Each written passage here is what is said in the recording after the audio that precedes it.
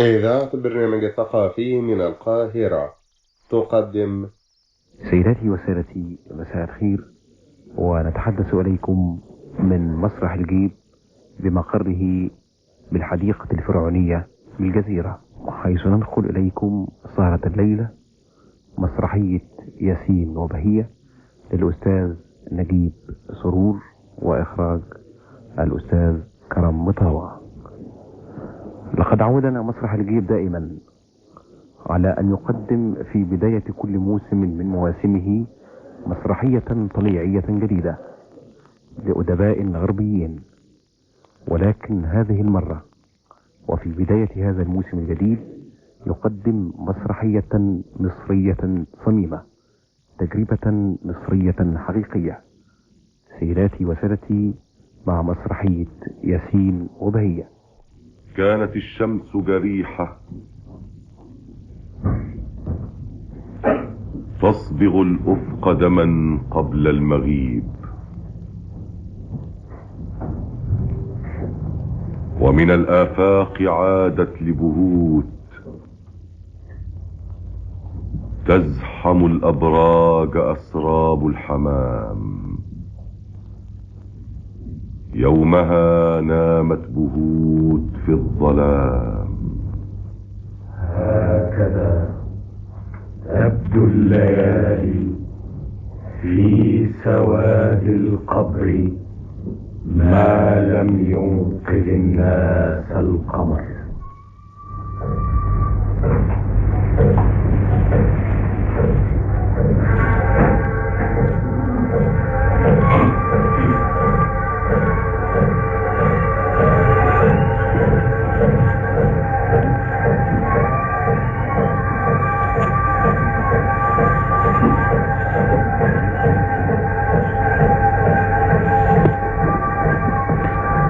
يفتح الستار عن قرية بهوت.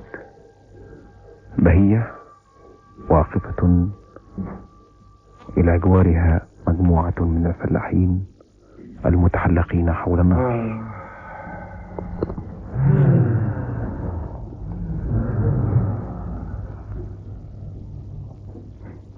أقص عن بهوت، أقص عن ياسين، عن بهية، حكاية لم يروها أحد، حكاية أود لو تعيش للأبد. أقص عن بهوت، أقص عن ياسين، عن بهية.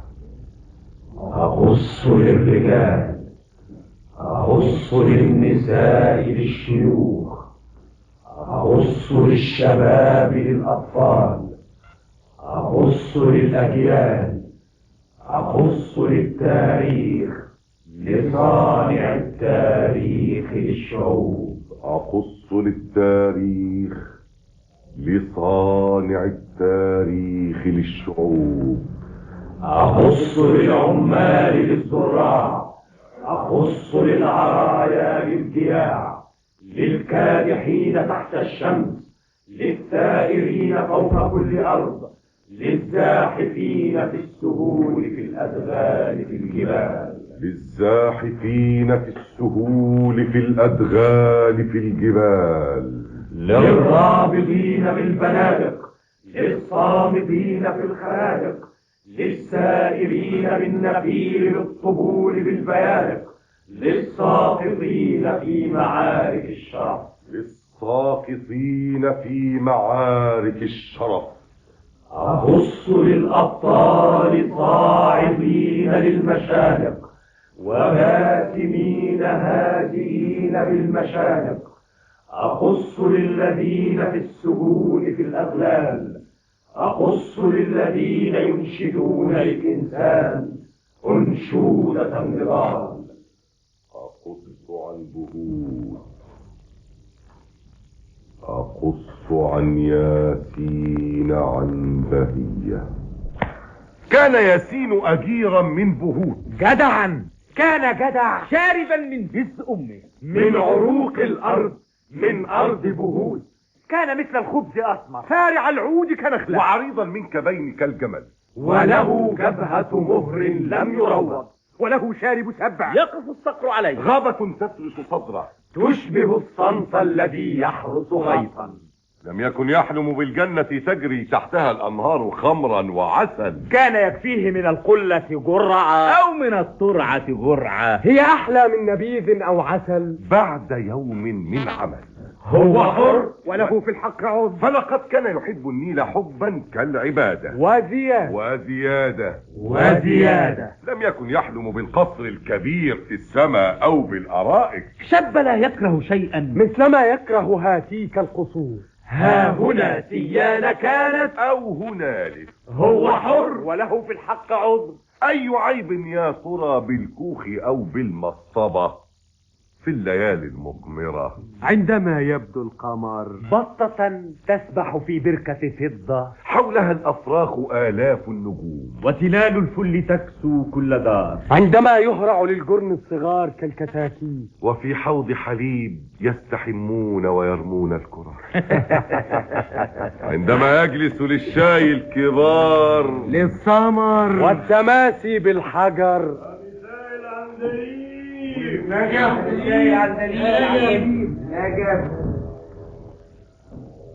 عندما يسمع من البعد نواح الساقية، أو أنين الناي، أو بحة أرغول حزين. وهنا ياسين يعلم ينبش الحزن القلوب. كان ياسين يحب. لم يكن يعبأ بالحور أعينا كن في شرخ الصبا أم غير عين، كان لا يعدل في الدنيا وفي الأخرى صبية بابنة العم بهية. هو حر وله في الحق عذر. لا تقول الحب أعمى، فلها عين غزال، ولها جيد غزال، ولها عود كملبان ووجه كالقمر. ليلة 14. كان ياسين يحب. كان حلم العمر فدان من الأرض السخية، من ألوف الأفدنة التي تمتد ما بين الأفق والأفق. ليت الحلم علم. وإذا سوف يكون العرس بكرة، لا بل اليوم، وفورا قبل بكرة، والدخول ببهية، منية النفس بهية، حبة العين بهية، موجة القلب بهية. ليته يملك حتى نصف فدان يقال كان يوما بأبيه. رحم الله أباه. مات في السجن وياسين صغير،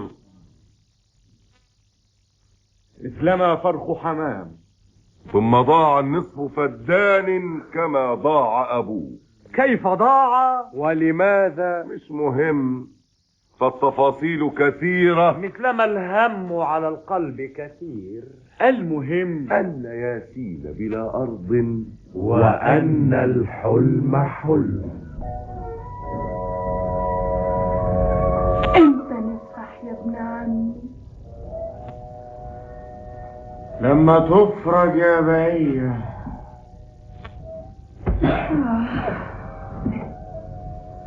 انت تفرج يا ابن عمي. لما يفرجها الكريم. يا كريم. والشهادة والوجه الله. قد حاول ياسين كثيرا وسودا أن يدخر. ويحها تلك القروش، هي في الجيب طيور بنت كلب، أبدا لا تستقر، أبدا منه تفر، مثلما الماء بقربة ثقبوها ألفسوا. كان ياسين يحب. مرت الأيام والأعوام مرت، وهو ياسين صبور كالجمل، وحمول كالجمل، وفقير كالجمل، ينقل التبر تلالا، ثم لا يظفر إلا بالحطب. ما العمال؟ عاش من عام لعام بالأمل. بكرة تفرج. مرت الأيام والأعوام مرت، وبهية لم تزل تحلم في بيت أبيها بالفرج والفرح، بلياليه الجميلة، ليلة الحنة يا حلم الصبايا، ليلة الدخلة، يا أحلى الليالي، جنة العرسان، يا بيت العدل، والعروسة 1000 مرة، والعريس 1000 مرة، والمداعي والتهاني والأغاني والزغاريد الطويلة. ما العمل؟ هي لا تملك غير الانتظار. يا كريم يا كريم.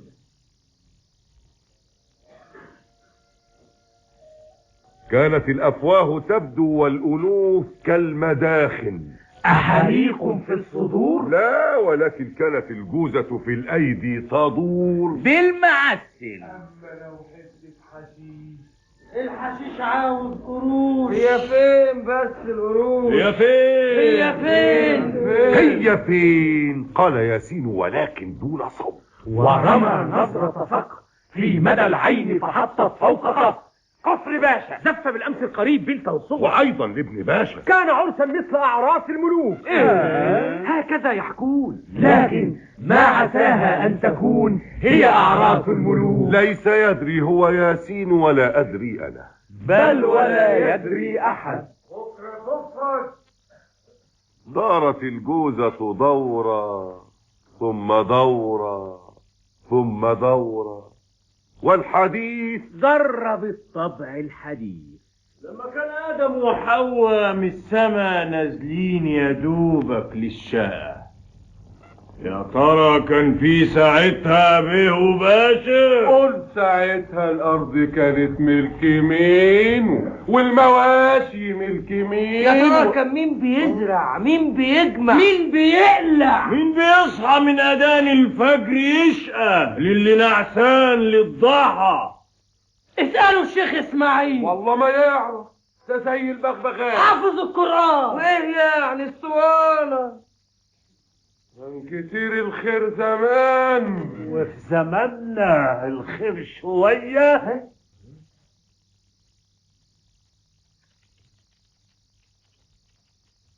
وحدوه لا إله إلا هو. دارت الجوزة دورة ثم دورة. حكمتك يا ابو خيمة زرقاء، والله عيشتنا اللي زرقاء، والله زرقاء. السلام أما كرش وطي صوتك يا عنده حق. لم يزل ياسين يذكر ذلك اليوم اللعين عندما جاء إليه الخفراء بالبنادق. معانا يا سيدي. ليه كفر الشر؟ ليه؟ وبس. قام ياسين وبس. وهناك أغلقوا الدوار كالسجن عليهم وعليه. ثم ماذا؟ لا بدستور ولا حتى إحن. علقوا رجليه للسقف وظلوا يضربونه بجريد النخل يا ولداه حتى صاح ديب. ولماذا؟ مش مهم. فالتفاصيل كثيرة مثلما كان كثيرا الجريد والسعف. المهم هكذا الباشا أراد. والأهم أنه ياسين عاد يومها للدار يسحب.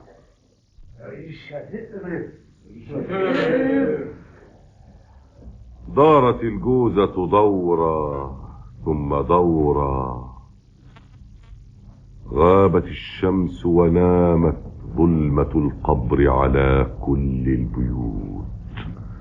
هكذا تبدو الليالي في بهوت بسواد الكحل ما لم ينقذ الناس القمر. من رأى في الليل عفريتا بآلاف العيون كلها تقدح كالزند شرر. هكذا القصر الكبير كان يبدو من بعيد، الثريات شموس في النوافذ والمصابيح على السور نجوم، غير أن الضوء لا يدخل منها في بهوت الحواري والأزقة والكهوف. هكذا لله في لله. مهلا، لم يزل ما هو أغرب في بهوت. فالحظائر حيث آلاف الرؤوس من سمين الماشية هي مثل القصر في الليل تضاء دائما بالكهرباء. ولماذا؟ هكذا الباشا أراد. هو حر. هو حر.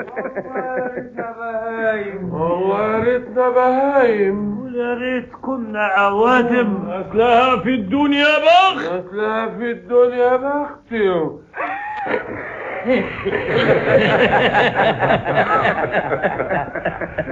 لم يقل ياسين شيئا. كان في بحر من الأفكار سابح. كان سارح في بهية.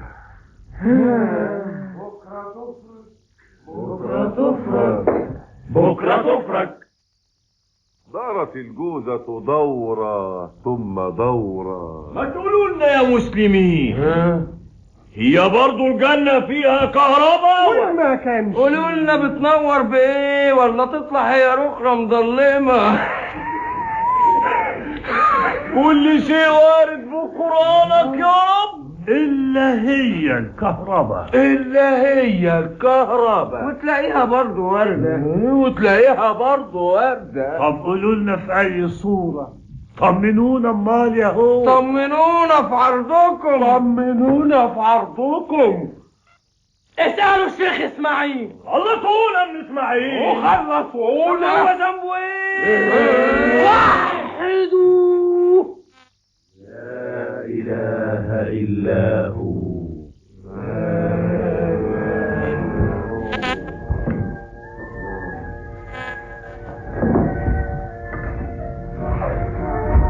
وتناهى من بعيد صوت ناي ثم غطاه نباح.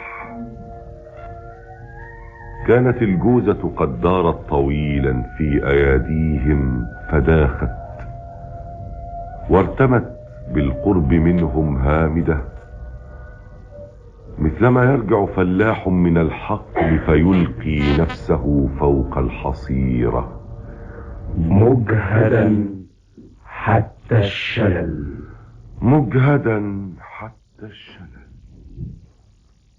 لم يكن بين الصبايا في بهوت مثل بهية، فهي كالسيرة في الغصن طرية وندية وشهية. حرة كانت بهية وحيية مثلما كوز حليب في صباح بارد من شهر طوبة. يانعة كانت كما النعناع يانا وكما البرسيم يانا وكما الريحان يانا. كل شيء في بهوت حولها حول بهية كان ينمو وهي تنمو. البذور والبراعم والشجر والثمار والكتاكيت وأفراخ الحمام والصغار. هكذا الحب صغيرا في البداية مثل كتكوت صغير نبش القلب الصغير. هكذا الحب حنونا في البداية كالنسيم دغدغ القلب الصغير.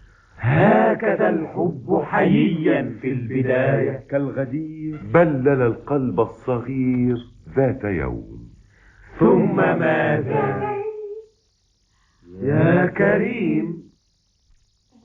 يما شفت حي غريب يخوف. خير يا بنتي، شفتي ايه؟ شفتني الراكبة مركب ماشية يما في بحر واسع زي غيط غلة وموجه هادي بحر مش شايفه له بر. حلو ايه عمالة اقدم والمراجي ابن عمي ماسك الدفة ومتعصب بشال شاله احمر يما خالص لونه من لون الطماطم. جت حمامة بيضة زي كبشة قط فوق راسه وحطت ويدوب البر لاح لو الريح جايولي زي غول مسعور بينفخ. سيقلب المركب والاقي نفسي بين الموج بصرخ يا ابن عمي يا ابن عمي.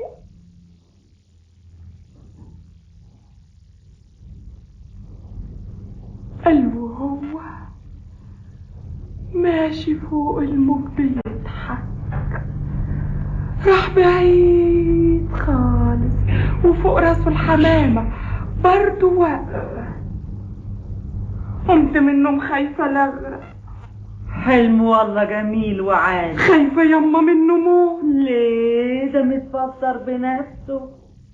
شايفة روحك راكبة مركب والمراكب ابن عمك، يعني تحت روان وباخدك يا عروسة للعريس. والحمامة البيضة طرحة بيضة يعني فرحة، والعريس فوق راسه شايلك حاجة زي الشمس باينة. وانتي خايفة شيء طبيعي، كل بنت بتبقى كاشة ليلتها خالص زي ما كنا نازلة خايفة تغرق، والعريس طبعا بيضحك. والله ما في حلم اجمل من كده. مش بعيد.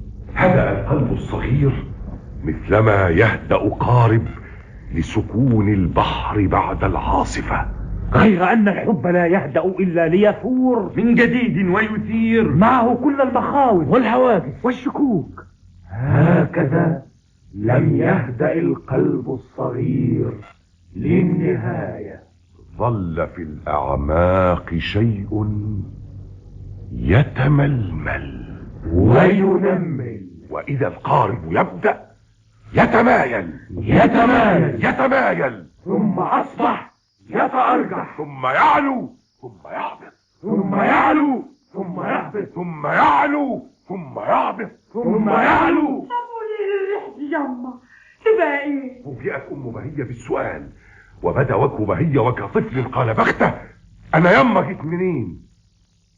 فكرت أم بهية لحظة أو لحظتين، هذه الريح التي تشبه غولا كان ينفخ، يا ترى ما ستكون؟ ما عساها ستقول للصغيرة؟ بدأت تجزع للصمت الطويل. فالثواني كالسنين عندما نهوى وتغزونا المخاوف، وخصوصا عندما تهوى العذارى كالورود في تباشير الربيع. لم تزل أم بهية صامتة، وبهية فوق نار تنتظر. غلب الخوف الخجل، سبق السيف العسل. تبقى لازم حاجة وحشة.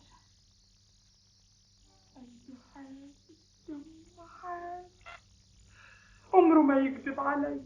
يا عبيطة الريح بشارة حلوة جاية تدق بابك. يما من بقك لأبواب السماء. وهي ترجو للسماء. كان سقف، محض سقف من جريد، فوقها يرشح ماء. كلما جاء الشتاء ما علينا. أمها فعلا ذكية. هكذا الناس جميعا في جهود، بسطاء كلهم حقا ولكن أذكياء. هتف القلب الصغير وزن، مثلما لو صب في بئر فشدوه ليصعد. صدقوني أنا أهواها بهية مثلما ياسين يهواها وأكثر، بل وأرجو مثلها أو مثلكم أن يتم العرس في وقت قريب. قد تقولون إذا زف العروسة للعريس ليعيش في الثبات والنبات وارحها وارحنا والسلام. ليت هذا كان في وسعي لها أو وسعكم. فاسألوا من أجلها عطف الكريم. يا كريم.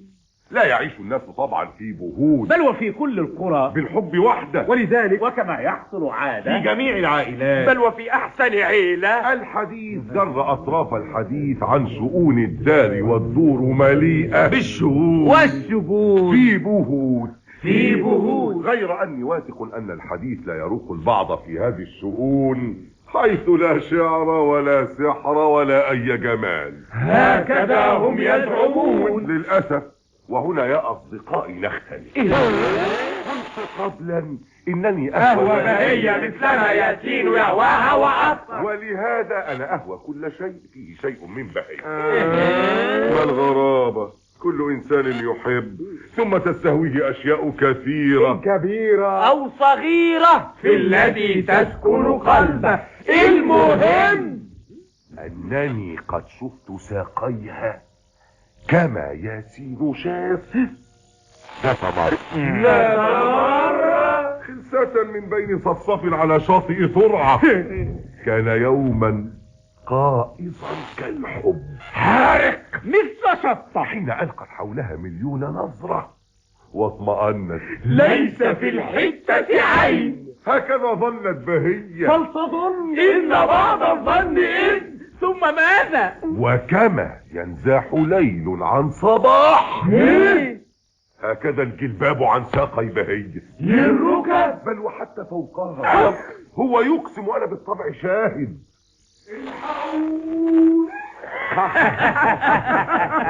واعذروه قد رأى رأي العيان بعض ما أخفى سليمان الحكيم من كنوز. إن يكن هذا وما زلنا على باب الحديقة كيف بالله إذا قلب الحديقة أي جنة كلها نعناع وحنة.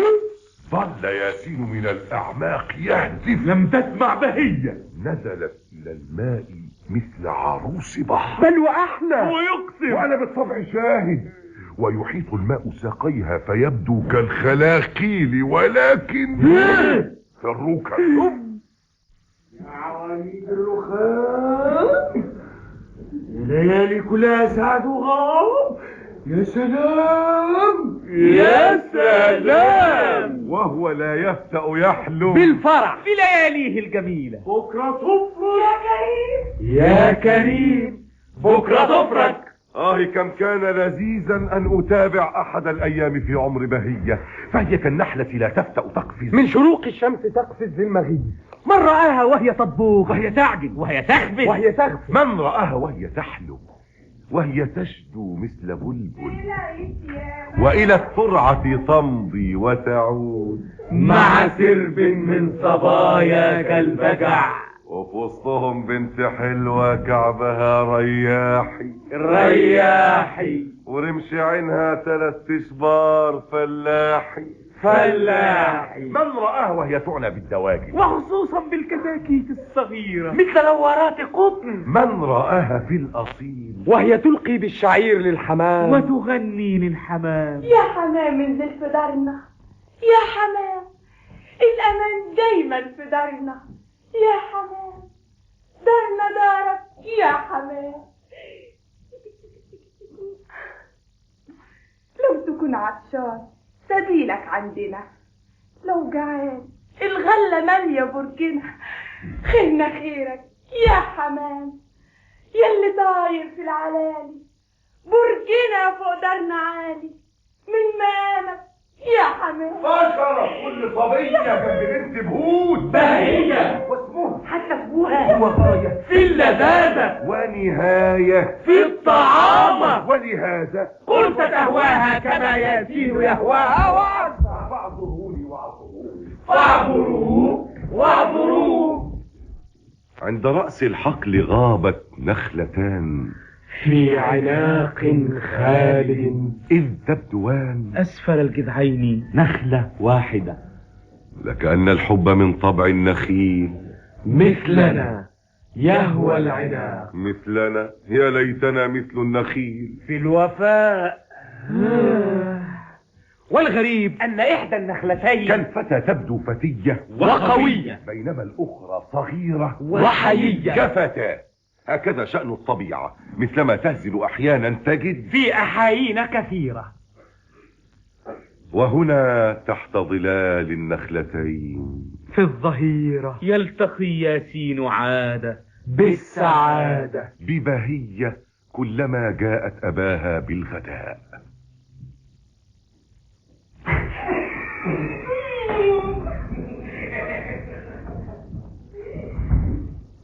هل رأيتم ذات مرة بطتين كالدوجة سوداوتين تسبحان بحوض فضة؟ هكذا عين بهية وهي تحكي حلم أمس، بل تمثل دون أن تعرف ما التمثيل طبعا، وتجدف بينما يعلو ويهبط صوتها كالموجتين. ثم كيف الريح جاءت يا لطيف مثل غول ثم تصرخ يا ابن عمي وانت واقف قلب تضحك.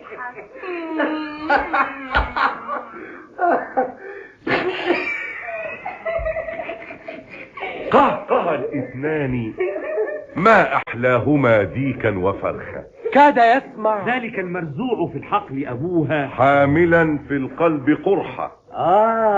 غير مسموح لبنت في بهور أن تقهقه هكذا مثل الغواز، فهو عيب، بل وحتى عيب شو.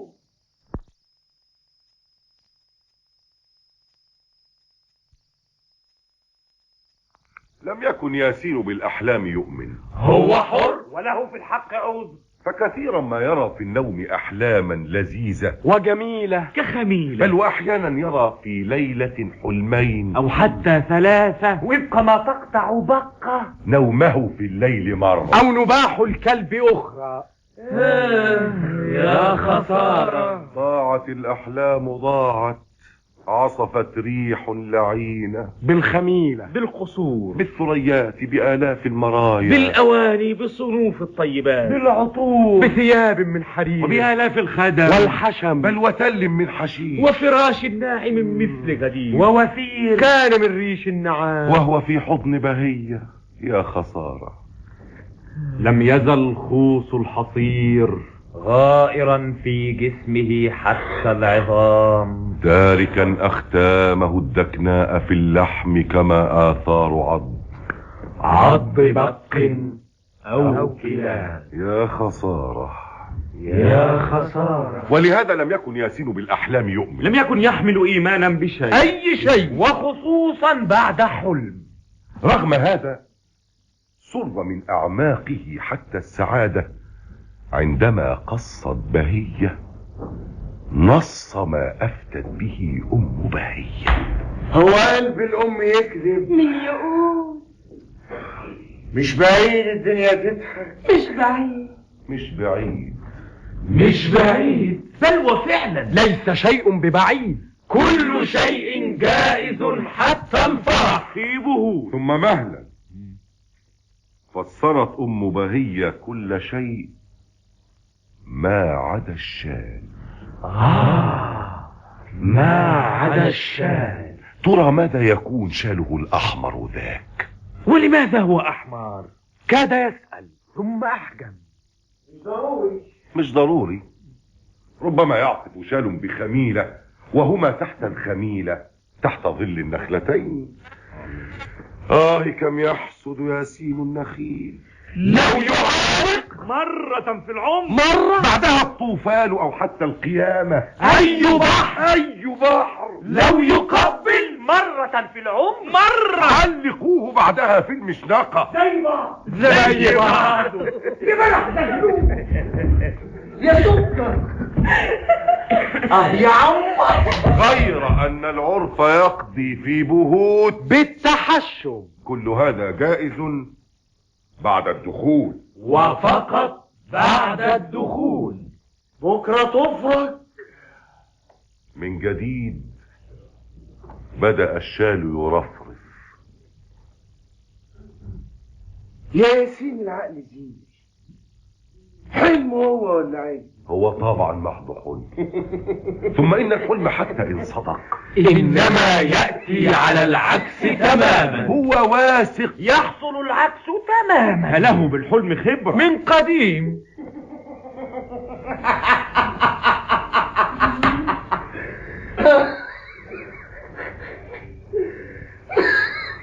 ها هي الحمرة تعلو وجنتيها.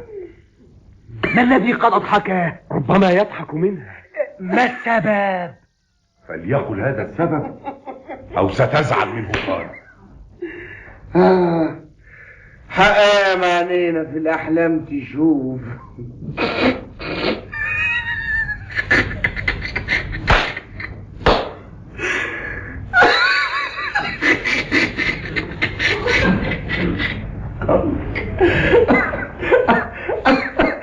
أما مرة شفت حلم غريب يضحك. شفت ايه؟ شفت ايه؟ قال برضه راكب. راكب ايه؟ حصل راكب ايه؟ هيكون ايه يعني؟ وابوت.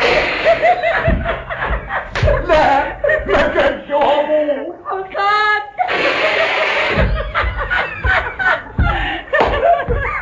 برضه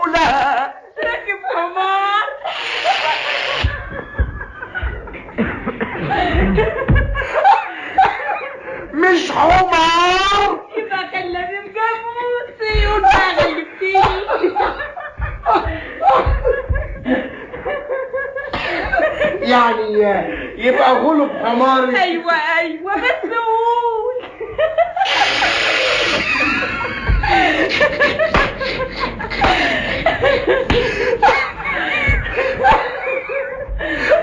راكب الباشا.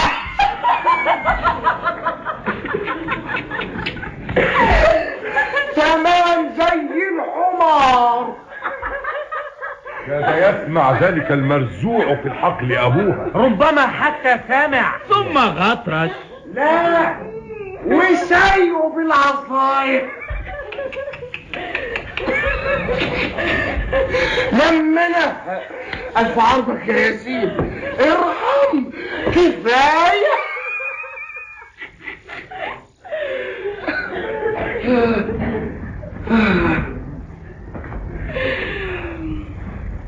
فوق. لا هو التقيت ولا العصاية. هي دي احلام تشوفها يا شيخ؟ ده حاجة مسخرة. كل احلامي كده، اصحى تطلع مسخرة. كم يحبان القطار، فهو لا يخلف موعد. هو يظهر في الأذان عندما يلتقيان كل ظهر تحت ظل النخلتين، تحت ظل النخلتين، ثم يصفر مرة أولى كما لو كان يلقي بالتحية لهما للعاشقين تحت ظل النخلتين، ثم يعبر وهو يصفر مرة أخرى التحية، وهما خلف القطار يجريان بالعيون، بل كما زوج عصافير يطيران معه، ثم يصفر الأخيرة. عجبا، توشك تنطق. الأخيرة الميعاد بكرة وفي نفس الميعاد يا حبايب، الميعاد بكرة وفي نفس الميعاد يا حبايب، الميعاد بكرة وفي نفس الميعاد يا حبايب. ويغيب في البعيد في الأفق، تاركا سحب الدخان في الهواء.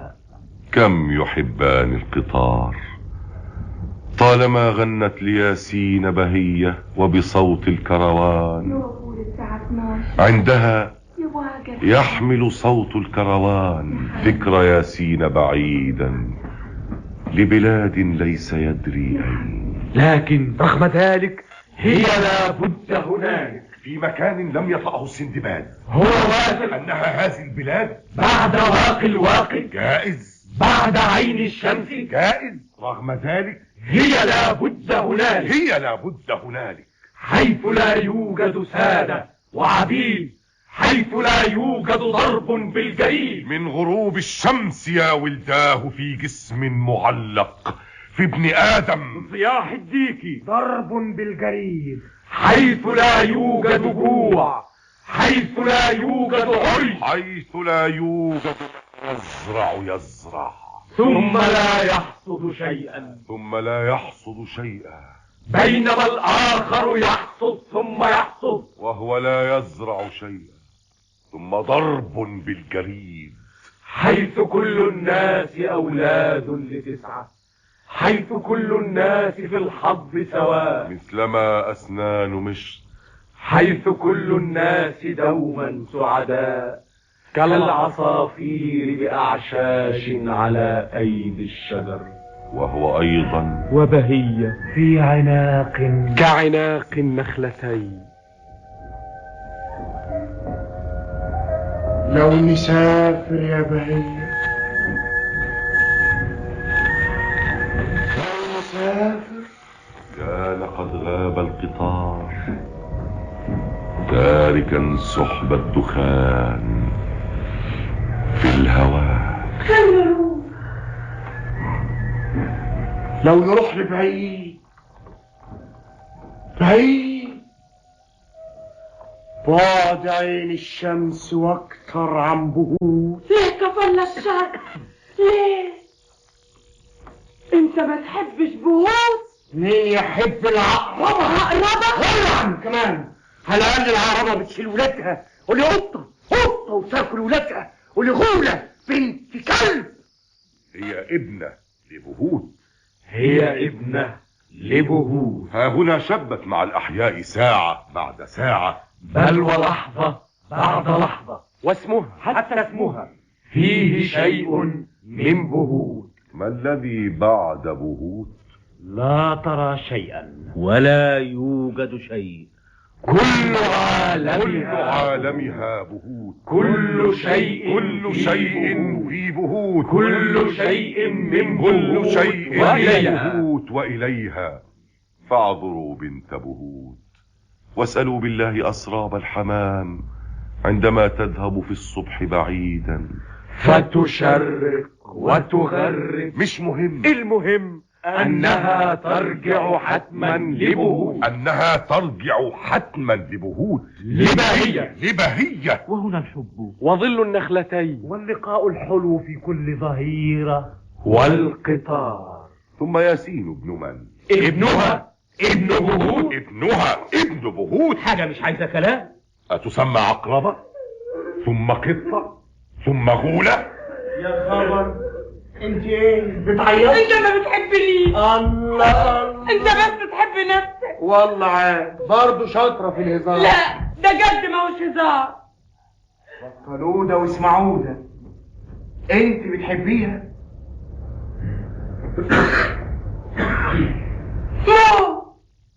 مين ما بيحبش بهوت؟ كل واحد فيها ما بيحبهاش، كل واحد فيها، اولهم انا. تبقى ما بتحبيش. ده انت اغلى من عينيا يا بهية، بس خلينا في بهوت.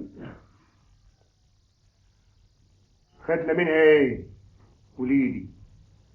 الشقة وضرب الجريد، فضلت فيها هناخده. طب اخر الكفن تلاقينا حتى تحت الموت كفن. بكرة تتعدل وتفرج، عن قريب هتروق وتحلى. قلبي حاسس عمره ما يكذب علي، عن قريب نفرح ببعض وابقى جنبك وانت جنبي. طب واحد فوقنا دايما. اخ يا وحدي، يا ليالي كلها سعد وغرام. بكرة تاكل من ايدي، يا ايدين مرمر، يا عيش يا وامد هم بزيد ابيض والعيال. حط فوق النخلتين زوج غربان، وطبعا راح يلعب. وهنا كشت بهية مثل فرخة. هو أيضا هو ياسين كمش مثل أرنب. فهو لا يدري لماذا تنعق الغربان دوما عندما يلتقيان تحت ظل النخلتين. أي شيء ها هنا يبدو غريبا. لست أدري. فطبيعي بحقل أن يحط على النخيل وعلى غير النخيل زوج طير كل لحظة، مش كده؟ غير أن الحب خلاق المخاوف. كلما ازددت غراما زدت خوفا. ربما حتى يخاف المرء ظله إن أحب. سيبك انت، كلها تخاريف وبس. عاد انت لسه بنت قاعدة. كان قد عاد أبوها حاملا في القلب قرحة. نزلومي بلاش لكاعة، يلا حالا روحي.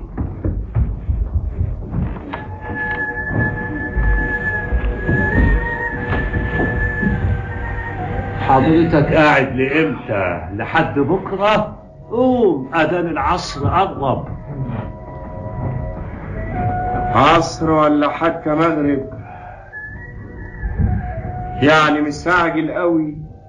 ما ان شاء الله تخرب.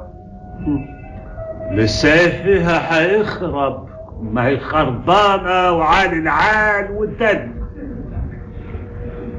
كان ممرورا وفي الأعماق قرحة عم ياسين، ولكن كان يعرف أن ياسين يحب، ولذلك كان يعذر. هو أيضا قد أحب. كل إنسان يحب في بهوت، ثم طبعا يتزوج حين تفرج وهي تفرج كلما شاء الكريم. ليس هذا بغريب. زرع وله أوانه، بس عاوز الصبر. برضو الصبر طيب. هو أيضا مثل ياسين انتظر وطويلا فوق نار.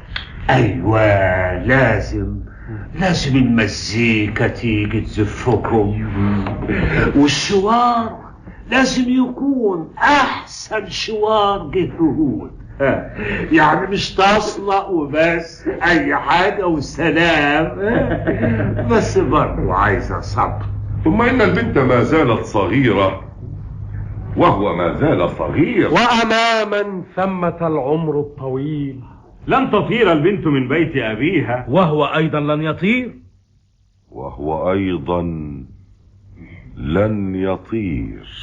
ليه مستعجلين؟ هي ليك وانت ليها من زمان، وانتوا لسه في اللفاف.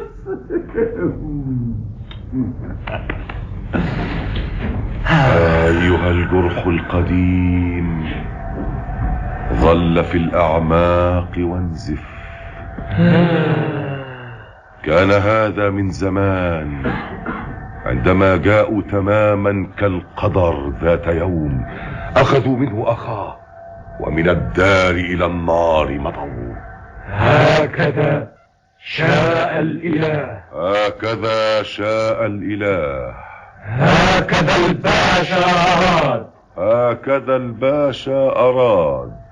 كن فكان، كن فكان. يا خسارة. يا مجيب، يا مغيث، يا مجيب. ليه يا رب؟ ولك يا ظالم يوم معاه، هو أقوى وبرضه قادر ينتقم للغلابة المظالم.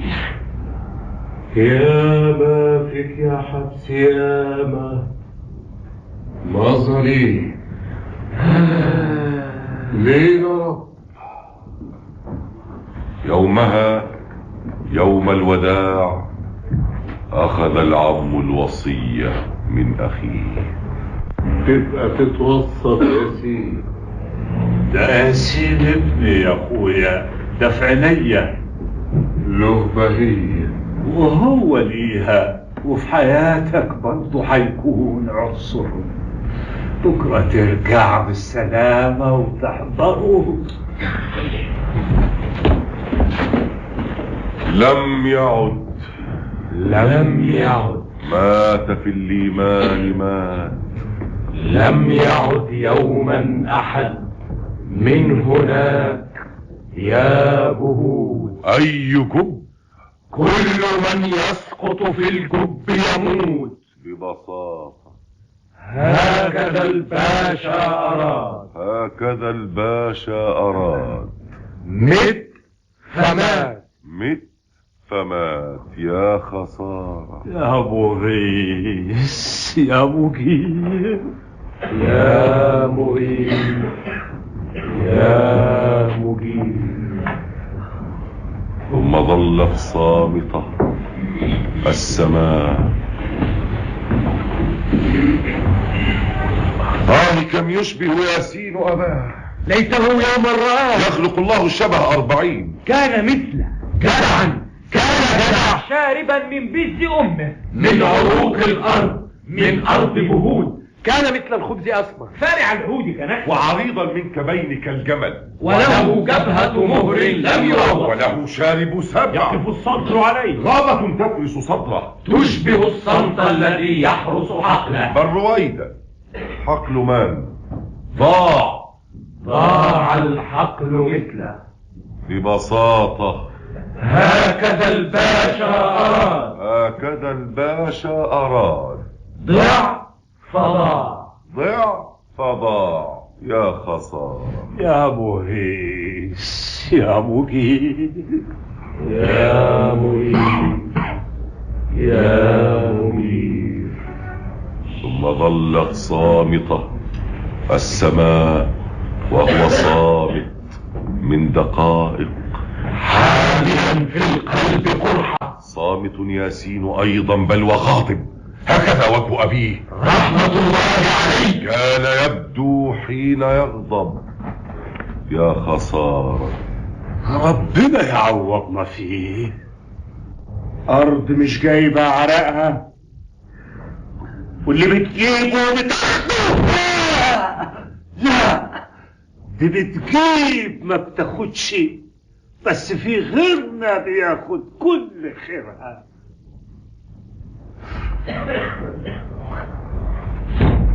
مالها يا ابن الارض مالها؟ بص قدامك وشوف، خير كتير جايباه ملوش اخر، كتير. بحر غلة فضل يكفي بهود وجنب بهود بهود، بس بيروح فين ده كله؟ هم ياخدوا لحمها واحنا ناخد عظمها.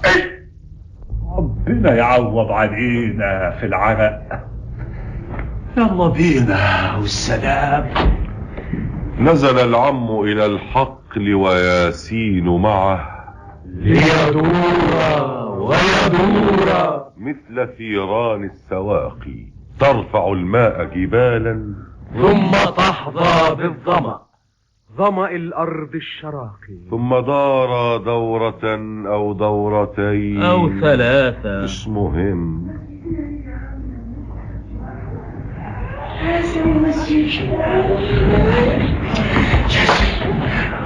بس فيها ايه يا عم لما ندخل زي ما لازم المزيكا يعني والهبال هنعيد النهارده برضه تاني، يعني نصبح في اللي بايتين فيه اهو، بكره تفرض بس صبرك. طب لامتى؟ كل شرع وله اوانه. دارت الجوزة دورة بالمعسل، كيف بالله الحشيش، وبكل طور نقصان بقول. إن يكن في حاجة للزيت بيت فحرام ذلك الزيت على قنديل جامع. هكذا يجري المثل في بهوت، وكما يحصل عادة الحديث جر أطراف الحديث. قال واحد إنه ينوي السفر وقريبا للمدينة، سأل الكل فما هذا خبر بالبسيط في بهوت. هو في احسن من البندر يا عالم؟ ده اللي عايشين فيه ملوك. والله عايشين حتى احسن من الملوك. والله عايشين حتى احسن من الملوك. ليه بقى؟ ازاي الكلام ده؟ المصانع والورش ياما، وشغل برضو ياما على القفاشين. بس شيء والفلوس، الدنيا بتنطر فلوس، الدنيا بتنطر فلوس، ما تلحقش تلم فيه، ما تلحقش تلم فيه. جبت ايه؟ مش بهود والفلاحة والقرف. عيشة صحيح، عيشة صحيح. الله باين عيشة ألعن حتى من دي. فيه كتير راحوا ورجعوا عريانين. عريانين دول حتى رجعوا عيانين. لا كتير راحوا وما جوش، حظهم ضارب وعايشين عيشة مول. غرقانين في النغنغة. زي مين؟ زي خد عندك يا سيدي. ثم جاءت قائمة وطويلة مش مهم. إيه المهم؟ أن ياسين يفكر في الكثير. كان قد شد نفس ثم رد، هو أيضا طالما ود السفر للمدينة. في كتير راحوا ورجعوا عريانين دول حتى رجعوا عيانين لبهود. ولماذا يرجعون هكذا؟ كلها فيها بخوت. هي أيضا. وإذا ما الفرق ما بين بهوت والمدينة؟ إن يكن بختك نحسا ها هنا فهو نحس دائما حتى هنا، بل وفي الجنة أيضا.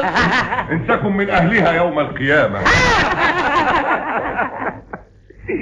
يا ابن الأرض مالها؟ نصف فدان فقط. نصف فدان ولك. لك يا ياسين لك. وعوى كلب وخارت بقرات، ثم مرت لحظات صامتة. دارت الجوزة دورة ثم دورة. يعني لو حدثوا السنة دي برضو على الغل هياكلوا ايه ولادي؟ ياكلوا طوب. والحساب في الكشف طول زي مدنا. شاي والله ده يوم الحساب. مين هيرحم يومها؟ مين هيرحم؟ وصحيح من سيرحم؟ لا احد. ما الذي يحدث يا ياسين عادة ان اراد الله ان يهلك قرية بما يأمر مترفيها؟ انت تعرف. هو الباشا كما ألعن مأمور ومترف. صدق الله العظيم. مالها يا ابن الارض؟ مالها؟ بص قدامك وشوف، بحر خلع فاضي كف الهود وكف الهود بهود. إلا ليه الكلب بيحس الزلازل قبل ما بتحصل؟ طبيعي، أصله كلب. هل سمعتم أن موتى يضحكون؟ هكذا كانوا جميعا يضحكون في الظلام، ثم راحوا يسعلون يبصقون بالتناوب، بينما الجوزة في الأيدي تضوم وتضوم وتضوم. ذات ليلة شبت النار بدار في بهود، وإذا ما شبت النار بقرية يهرع الناس جميعا للغياث. فالمصائب إنما تأتي لأفراد وقد تأتي فرادى في القرى إلا ثلاث: المجاعة والوباء والحريق. والذي قد حارت الألباب فيه وطويلا أنها هذه الثلاث تطرق الأبواب طرا ما عدا القصر الكبير، أو فقولوا تطرق الأبواب في كل القرى ما عدا كل القصور. ما علينا. من رأى صفين من نمل إلى الجحر ومنه دائبين. هكذا القرية في عام الوباء، هي صفان من الناس إلى حيث المقابر، ثم منها للبيوت بالنعوش. هكذا القرية في ليل الحريق، هي صفان من الناس بآلاف الدلاء، يربطان الدار والنار لأقرب بركة أو طلعة أو نبع ماء. أي نبع؟ هكذا كانت بهود ذات ليلة. والمطافئ قد تقولون، ولكن من رأى نارا تحب الانتظار فلكم مات من الجوع حمار قبل أن يأتي العليم. هكذا يجري المثل في القرى، حيث كل الدور من قش وطين، وعلى الأسطح كثبان حطب. ويحها النار إذا مدت لسانا للجوار. أي غابة تحترق. ما الذي يبقى سوى تل الرماد؟ ولهذا هرع الناس جميعا للغياث. ذات ليلة هرعت حتى بهية، هي في صف ويسير بصف القبالة والدلاء وعلى وقع الغلاء رائحة غادية هكذا أهل القرى هم يغنون بعرس وبمعتم وبحقل وبدار، بل وحتى في الكوارث، في مجاعة أو وباء أو حريق. فلكم تبدو جحيما لا يطاق الحياة في القرى دون غناء. هكذا ضجوا جميعا في الغلاء والدلاء رائحة غادية كهدير البحر وقت العاصفة، كان في الليل الغناء كزئير الجيش وقت المعركة، كان في الليل الغناء. أي قوة قال ياسين لنفسه ولا يسمع صوت الكروان وهو يجدو في القبالة قيد خطوة. غاب في الضجة غاب في هدير البحر ذاب في زئير الجيش ضاع. رويدا لم يضع صوت بهية، هو خيط في نسيج بين آلاف الخيوط لا يرى لكن يحس، لم يعد حلوا فحسب فلقد صار قويا في النسيج. أي قوة قال ياسين لنفسه فليجيئوا الآن حتى بالمدافع، كما جاءوا قديما بالبنادق والعصي، فليجيئوا الآن لن ينتزعوه من هنا، من قلب هذا الجيش، من هذا الخضم. كان وحده يوم أن جاءوا، ووحده أخذوه، ثم وحده علقوه، ووحده ضربوه بجريد النخل يا ولداه حتى صاح لي. كم أنت غبية يا بهود يا ضحية. كان وحده منذ عام عندما جاءوا جميعا في الحصار، كاتب الباشا وصراف الحكومة والكلاب الخفراء أخذوا العرس وعادوا يا بهية. ثم عدنا ننتظر. لو تبقى بهود هكذا حتى الحصاد. هكذا في العمر مرة لا غير مرة، وليجيئوا يومها لو يجرؤون. فيه كم أنت غبية يا بهود. أنت كالبركان لا تدرين كم أنت قوية، أنت كالطوفان لا تدرين كم أنت عتية. وسل النيران تشهد وهي تخبو تحت آلاف الدلاء. كان ياسين من الأعماق يهتف. لم تسمع بهية وهي في الصف المقابل قيد خطوة، في النسيج، في الهدير، في الزئير. ها هي النار خبت بلعت 1000 لسان ولسان. ها هي النار خبت بلعت 1000 لسان ولسان. لم يعد غير الدخان وشرارات أخيرة مثلما أنفاس عفريت لعين يحتضر.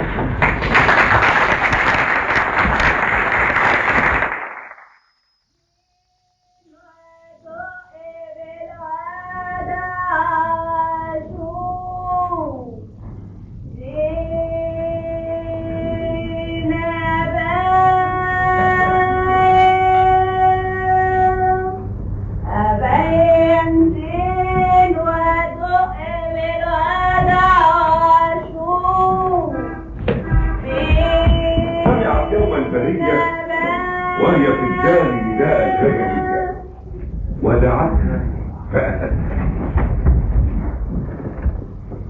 فهمتها الغجرية ما الذي يشغل بالا بصبية كبهية. جوازة حلوة شايفان يا حلوة في الرمل قصاد. ان شاء الله قولي يا محروس ان شاء الله قول ان شاء الله. ما انا عارفه يا اختي، لكن شوفي امتى الفرح والنبي امتى؟ فرحك قريب يا عروس عالباب يا دوبك فركة كعب. شايفه الصوان والمزيك ان شاء الله قول ان شاء الله. ان شاء الله يا اختي ان شاء الله. وعريس حلوة كده زيتي وباين من دم اصله ابن عمي. امال ايه؟ مبروك عليكي وعليك. شايفه وراكب على مهر فارس وطير بكتار على راسه شال زي الراي. لونه ايه يا خالتي؟ لونه احمر برضه. غريبة وليه احمر؟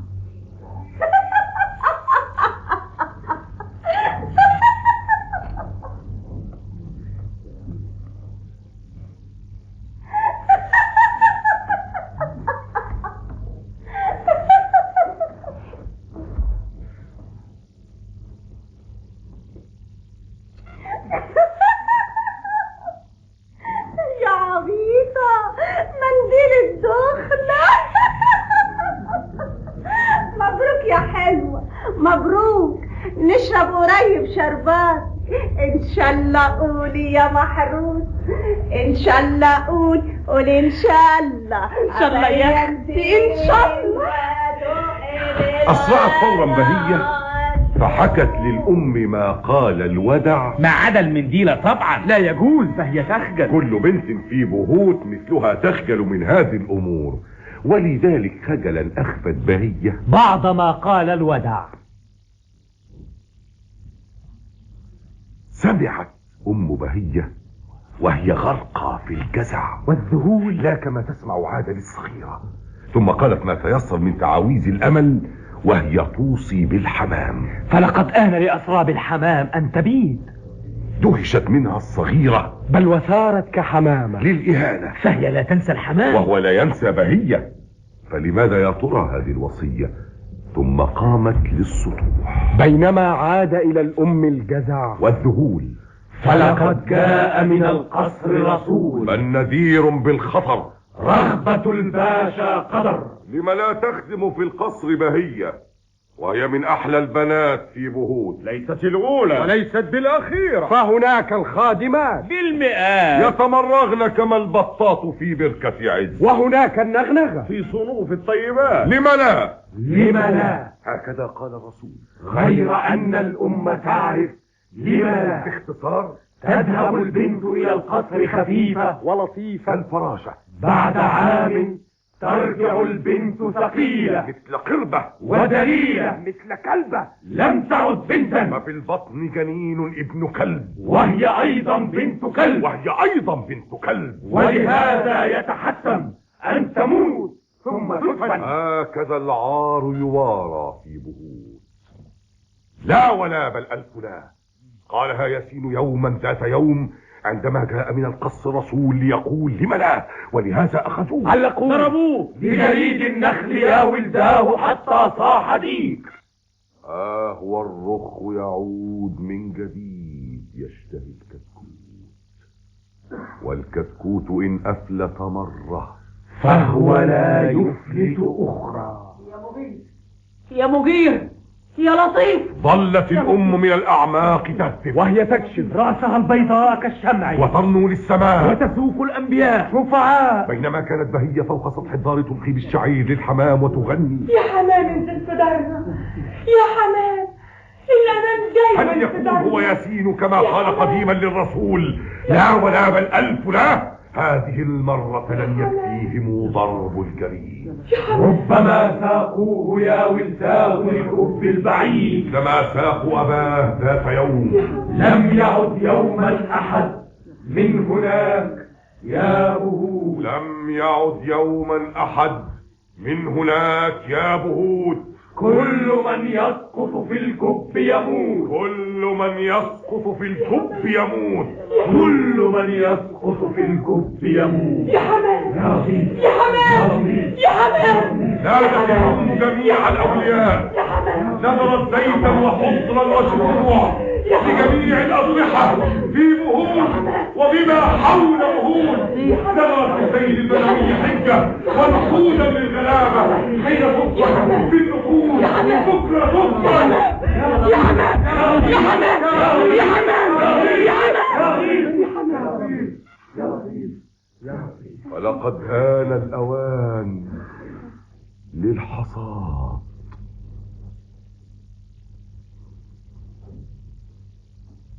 عاد ياسين من الحقل وعمه مثل ثوري الساقية مجهدين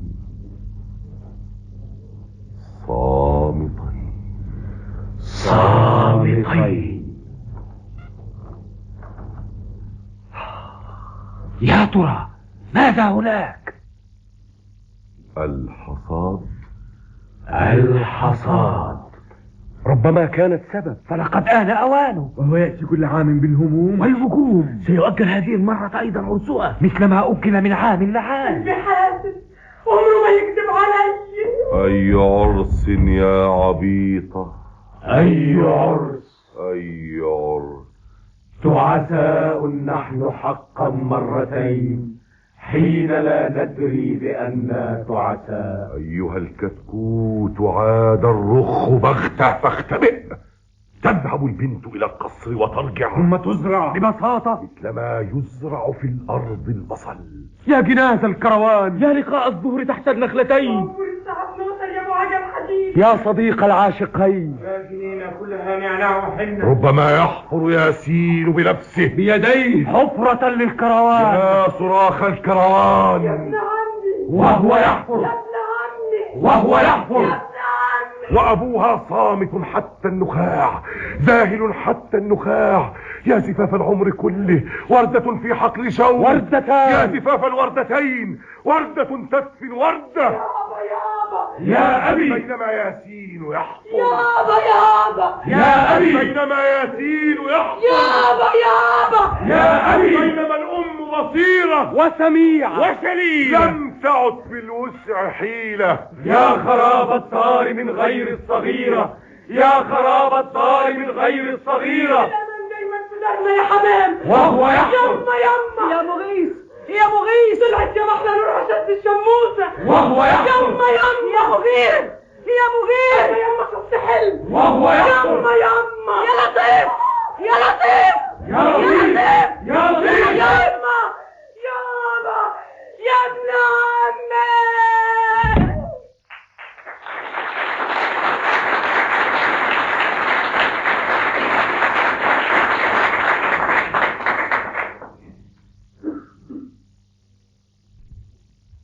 مستحيل. فاضل ايه غيرها بهي؟ مستحيل مستحيل. ويرمي برصاصة من خلال النافذة، وعيون الغول تضحك، الثريات شموس في النوافذ، والمصابيح على السور نجوم، كلها تضحك منه. لا مفر. رغبة الباشا قدر، كن يكون. والسماء خامصة. أنا أن تنطق أن تفعل شيئا. أنا أن تنطق أن تفعل شيئا. فعلت من قبل أشياء كثيرة. فعلت من قبل أشياء كثيرة. الكبيرة والصغيرة. بل وأحيانا بلا أدنى سبب.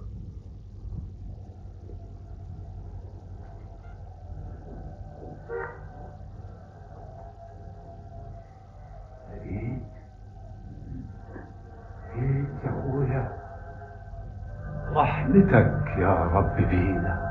ويل أحياء القرى إن أتاهم ميتوهم بين صحو أو منام.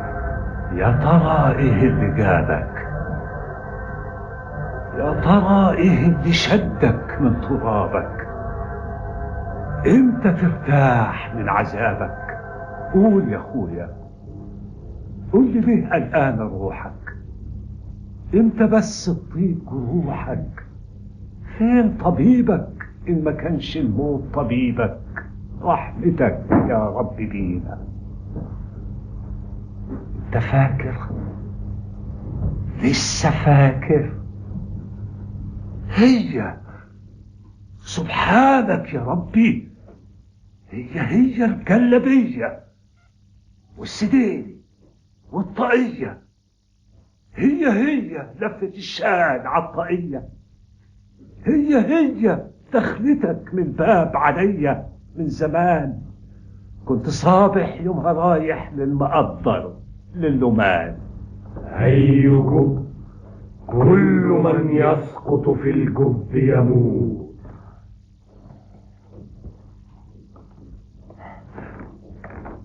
انت فاكر؟ لسه فاكر؟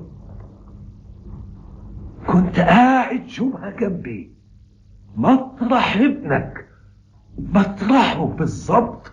سبحانك يا ربي، كنت قاعد برضه تاكل شفتك، تنبش الارض بعصايتك، العصاية الخزران والجبين معقود، وشربك يرتعش زي شارب سبع مربوط بالكلاب. انت فاكر؟ لسه فاكر؟ نعمل ايه؟ لينا رب ونعم بيه، بس يعني ده اللي حلفي نص فدان يصبحوا حاجزين عليه. لو خدوه راح يفضل ايه؟ يفضل ايه لابن ياسين؟ ياكل ايه؟ ياكل من ايه؟ مش كفايه ارض ابوه؟ مش خدوه؟ يعني لازم يبقى بطنه والنجوم، يعني نصبع على الحديده. ربنا يرزق عباده. ايوه، لكن في عباد عايشه تنهب في العباد، دايره تخطف مننا رزق جايبه ربنا. بكره ربك ينتقم. ربنا قال العزيمه قبل ما يقول الاتكال.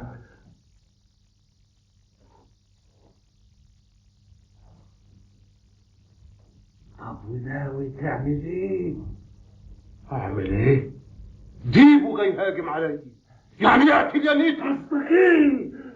تقتل الباشا؟ وماله؟ هو اكل الديب حرام؟ هو اكل الديب حرام، هو اكل الديب حرام، هو اكل الديب حرام. انت فاكر؟ لسه فاكر؟ كنت والله يا اخويا شاطر، بس ديبك برضو اشطر. تاني يوم جالك مبطر بالمقدر، قبل عيد الشمس ما تبربش جفونها جه خطربك قبل ما تتغدى بيه. يا مغيث يا مغيث، يعني يا الجوع يا النمان يا حفيظ. لم يعد يوما أحد من هناك يا بهوت. لم يعد يوما أحد شايف يا ياسين؟ شايف ايه؟ شايف ايه؟ النبي ساب مكة للكفار وهاجر، واحنا ليه ما نسيبش الكفار بهوش؟ فين نروح؟ قرية أخرى كأنك يا أبو زيد ما غزيت. يعني نهرب من الكلاب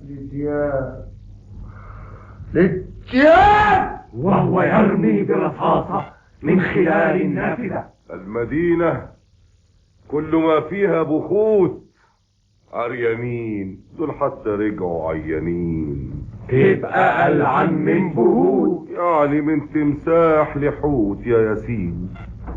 يعني برضو يا ابو زيد ما غزيت. لو تولع فيها نار تسيبها كنطلار ترجع الباسة وعلينا، بس ما حدش يطفي. يا بهوت يا ضحية، ايه كم انت غبية. كان هذا ذات ليلة، كان حلما محض حلم. أطفأوا النار وعادوا للجحور كالنساء، كقطيع من نعاد. بل كيوس ذهبت بالأمس للقصر صبية، تذهب اليوم بهية، غدا تمضي صبية. هكذا تنمو القرون في الرون. لست يا ياسين تيسا، لا، وتيسا لن تكون. دونها كل جريد الأرض أقسم، دونها الإيمان حبل المشنقة بل جهنم. ورمى القصر بنظرة كالرصاصة من خلال النافذة. أقص عن بهوت، أقص عن ياسين، عن بهية. في البدء كان الجوع في بهوت كالذئب. لا رويدكم، الذئب لا ينقض بالنهار على القرى، ولا يقيم في البيوت لينهش الكبار والصغار، لكنه يجيء في الظلام والناس في بيوتهم نيام، لينفني ببطة أو شاة، ولا يعود إلا عند جوع. الذئب يخشى الناس، والجوع من في الناس لا يخشاه. فربما كالغول كان الجوع في بهوت. كم خوفت جداتنا بالغول صغارنا، وأصبحوا كبار وما رآه في القرى أحد. الجوع ليس وحشا، الأصح أن يقال الجوع صانع الوحوش. الجوع صانع الوحوش، الجوع صانع الوحوش. والناس في بهوت كانوا رقاقا مثلما أوراق توت، ولينين كالرطب، وهادئين كالحمام، وطيبين مثل أرض مصر، ورائقين مثل ماء النيل، وناعمين كالنسيم في أبريل. لكنهم جاعوا، ومن عام لعام صاروا جميعا كالوحوش. الوحش ليس وحشا قبل أن يجوع.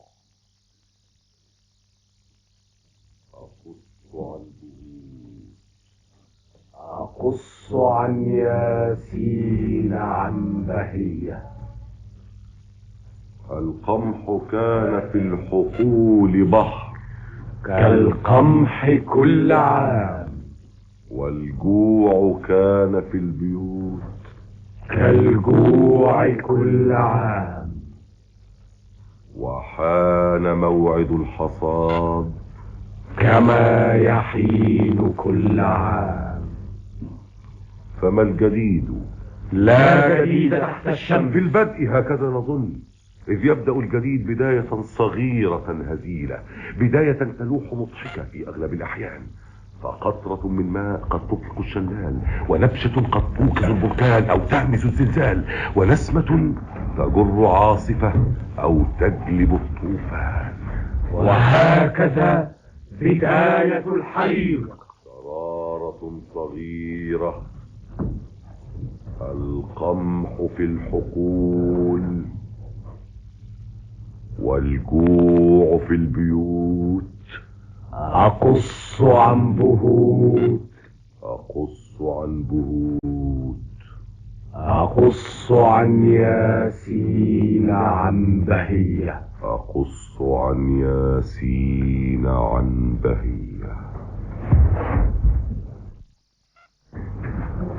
هبط الحقل اللصوص. اي حقل من؟ مش مهم. هبط الحقل اللصوص. كاتب الباشا، صراف الحكومة، الكلاب الخفراء، بالبنادق.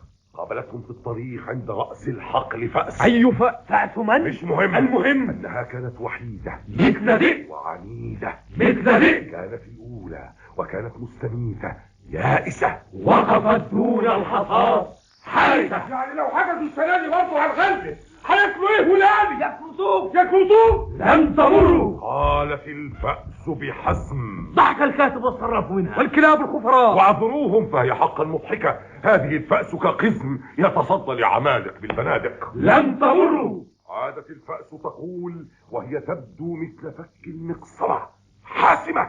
ليس هذا بالمزاح مثل ما ظن اللصوص في البداية، ولهذا طخ في الفاضي عيار. كان للتهويش طبعا، غير أن الفأس ظلت واقفة كالقدر، ظلت مثل ذئب مثل فك المقصرة. فبدا الخوف على وجه العمالق بالبنادق. إن شاة يائسة ربما تقتل ذئبا، هكذا يجري المثل في بهود. الحساب في الكشف طول. أي مادة؟ لن تمروا. عادت الفأس تقول بالفصيح. صحيح لن يمروا.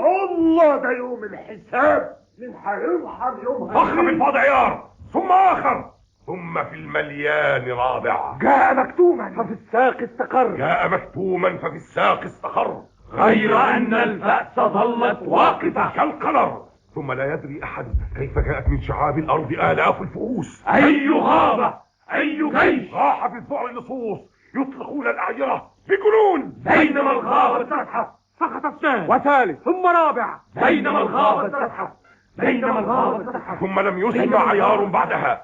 كان ياسين هناك، جاء بالفأس كما جاء الجميع بالفؤوس. يا بهود أنت كالبركان كم أنت قوية. يا بهود أنت كالطوفان كم أنت عتية. رمى ياسين بالفأس فصارت بندقية مثل موسى وعصاه، فلقد ألقى العمالق بالبنادق. يا بهود ها هو الحلم حقيقة. يا ياسين أنت منذ اليوم بالأحلام تؤمن. عرسنا لن يأخذوه هذه المرة منا يا بهية. لن يأخذوه.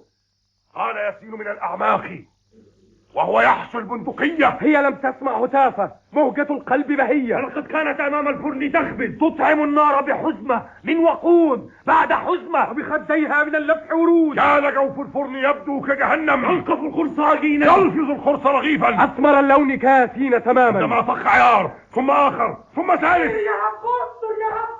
تركت للنار بعض الأرغفة تحترق. والعجيب الدنيا عقلت صار نهبا للفراخ. خرجت كل بهود للشوارع، هرعت كل بهود للعقول، وهي تعدو كغزالة خلفها ذئب، وسهوا باليمين كان قرص من عجين.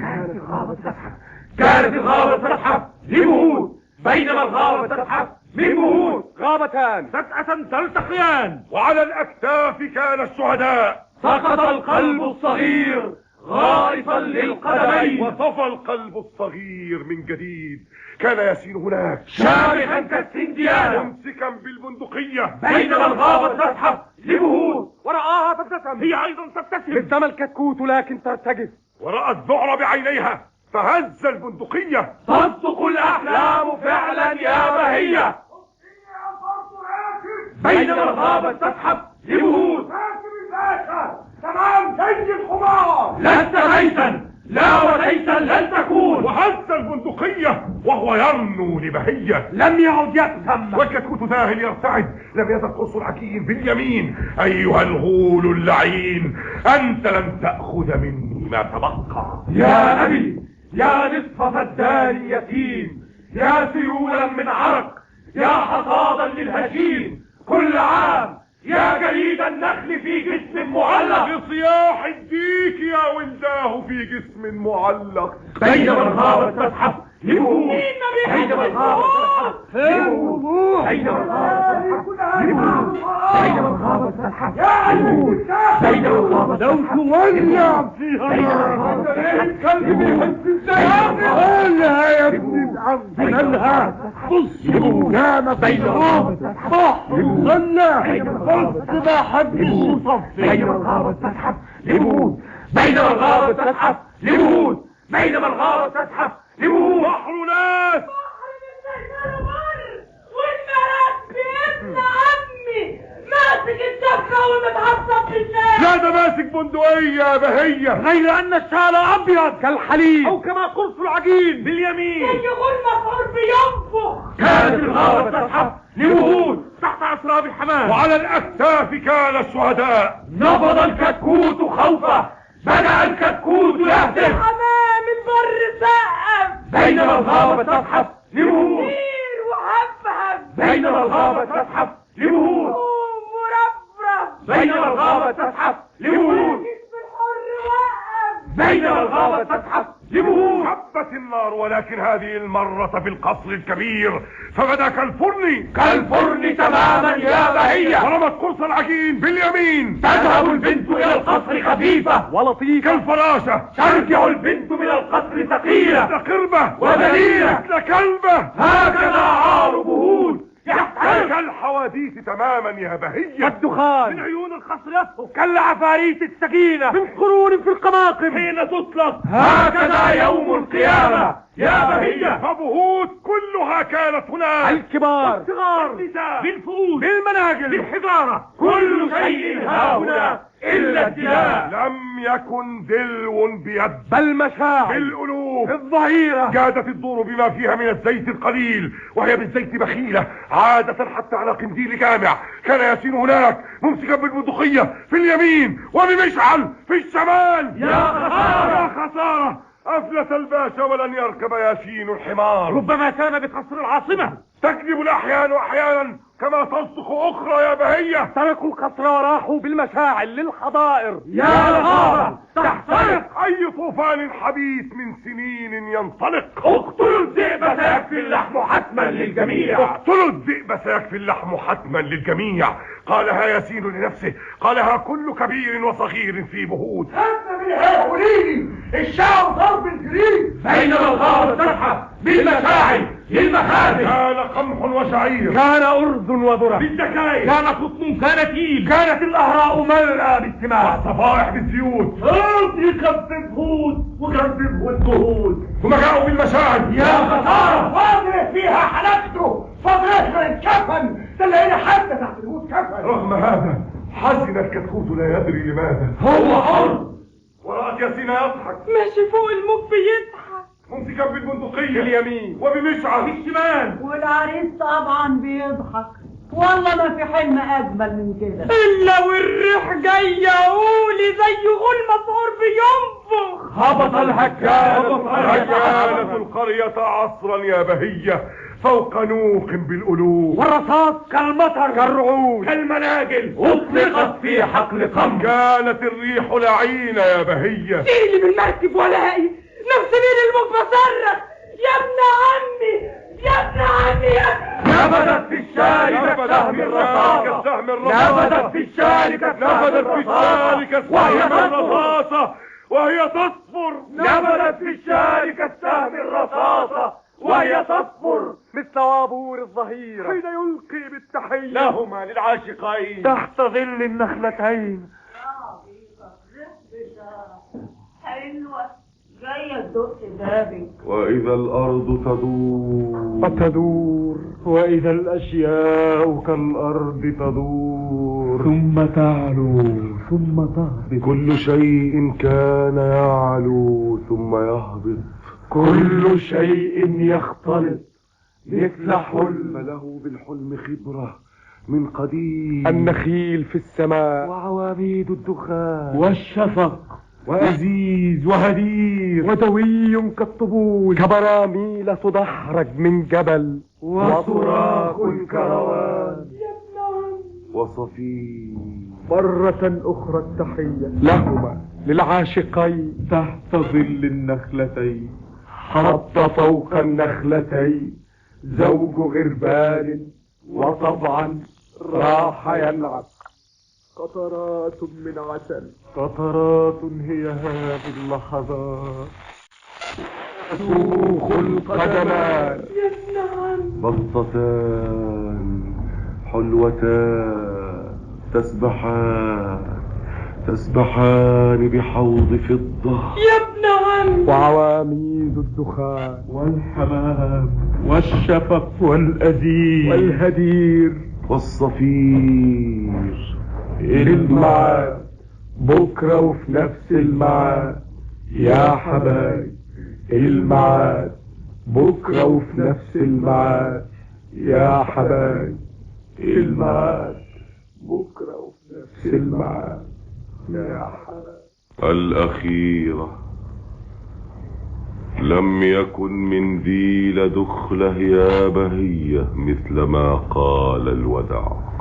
لم يكن منديل دخلة، كان شالا نفذت فيه الرصاصة. شاله أحمر يما خالص، لونه من لون الطماطم. سوف يحكي الناس من جيل لجيل في بهوت، بل وما حول بهوت عنه عرس الوردتين. لو نروح لبعيد بعيد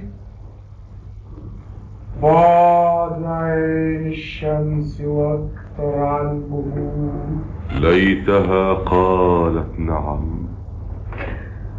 ثم إن البنت ما زالت صغيرة وهو ما زال صغير، وأماما ثمة العمر الطويل.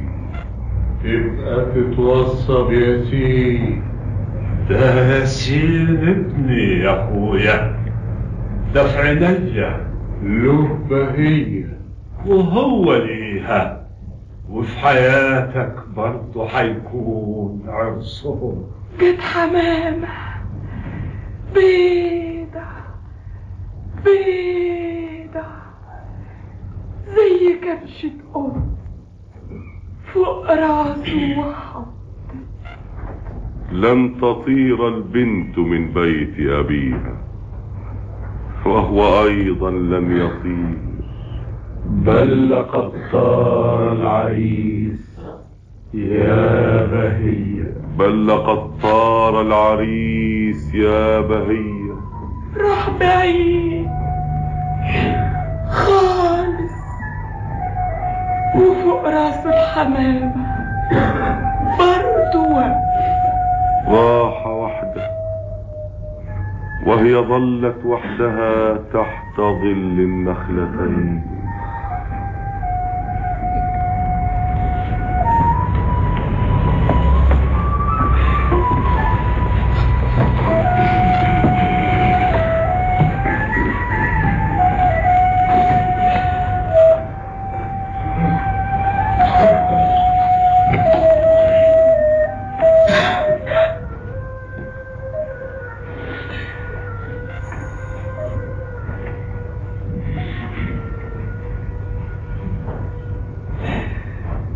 هي تدري أننا حين نموت لا نعود. لم يعد يوما من الموت أحد يا بهوت. رغم هذا فالبذور ليس تفنى حين تدفن.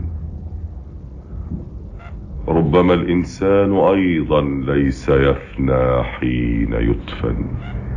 ولهذا قد يعود هو ياسين لها ذات يوم. ذات يوم في فراشة أو حمامة أو يمامة. هكذا الناس جميعا يؤمنون في بهوت بالتناسخ. ولهذا تنتظر كل ظهر تحت ظل النخلتين عندما يأتي القطار في الأذان لتغني يوم الساعة 12 ثم يصفر يا بهجة الحزين بل ويصرخ يا حبيبي مثلما لو كان يسأل يا بهجة الحزين يا بهية وخبريني على اللي قتل يا ياسين. حبيبي يا بهجة فتجيب وهي تبكي قتلوه قتلوه قتلوه ثم تحكي في ثوان للقطار كل شيء ويغيب في البعيد في الأفق تاركا صحب الدخان في الهواء كانت الشمس جريحة تصبغ الأفق دما قبل المغيب، ومن الآفاق عادت لبهوت تزحم الأبراج أسراب الحمام. يومها نامت بهوت في الظلام. هكذا تبدو الليالي في سواد القبر ما لم ينقذ الناس القمر.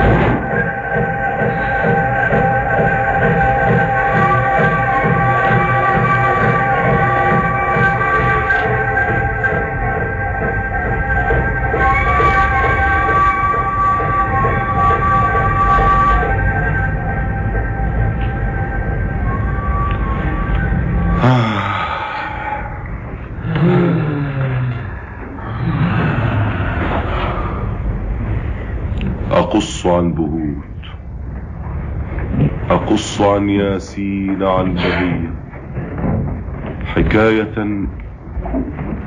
لم يروها أحد، حكاية أود لو تعيش للأبد.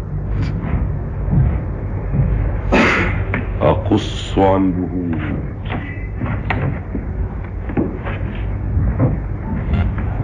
أقص عن ياسين، عن بهية، أقص للرجال، أقص للنساء الشيوخ، أقص للشباب الأطفال، أقص للأجيال، أقص للتاريخ.